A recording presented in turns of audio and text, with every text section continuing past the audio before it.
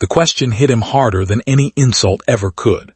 After a 16-hour workday, with exhaustion hanging from his shoulders and worry carved into every line on his face, Daniel Harper stood frozen in his tiny apartment kitchen when his boss looked directly at him and asked, "Is there space in your bed?" For a moment, the world seemed to stop. The rain tapped against the window. His little daughter slept on the worn-out couch nearby. The apartment smelled faintly of soup and laundry detergent. Daniel had spent years fighting to survive, years carrying responsibilities that would have broken many people, and yet nothing had prepared him for that question. What happened next would change not only his life but the lives of everyone around him forever. Before we begin, take a moment to like this video, leave a comment, share it with someone who believes in kindness and second chances, and subscribe to Kindness Corner. Stories like this remind us that sometimes one act of compassion can change an entire life. Daniel Harper never imagined his life would become so small. There had been a time when he dreamed big dreams. He wanted to own a house with a white fence. He wanted family vacations, birthday parties, and laughter filling every room. He wanted the ordinary happiness that many people take for granted. Instead, life gave him heartbreak. 3 years earlier, his wife had passed away after a sudden illness that moved faster than anyone expected.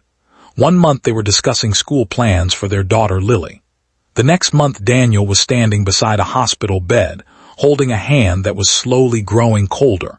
The grief nearly destroyed him. But grief was a luxury he could barely afford.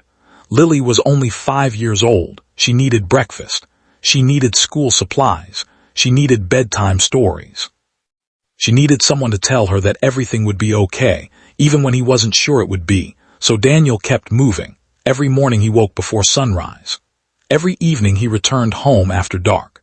Every dollar he earned disappeared into rent, groceries, medical bills, and childcare costs. His apartment was tiny. The wallpaper peeled from the corners.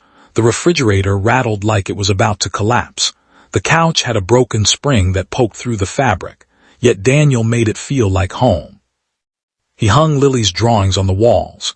He read her stories every night. He never missed a school event. No matter how tired he was, he always found energy for her, because she was all he had left. At the company where Daniel worked, few people knew the full story.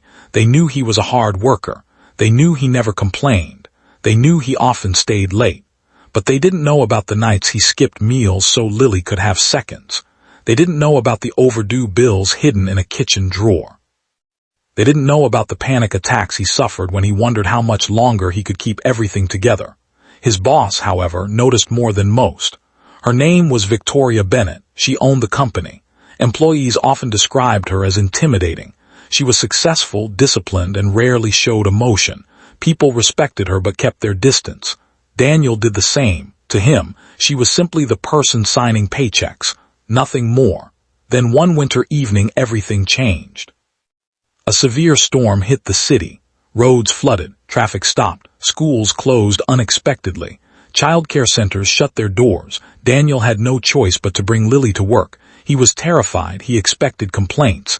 He expected criticism. Instead, Lily quietly sat in a corner with crayons while Daniel worked twice as hard to avoid causing problems.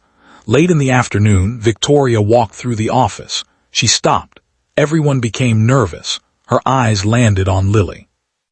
The little girl looked up and smiled. Something unusual happened. Victoria smiled back. It was brief, barely noticeable, yet it surprised everyone.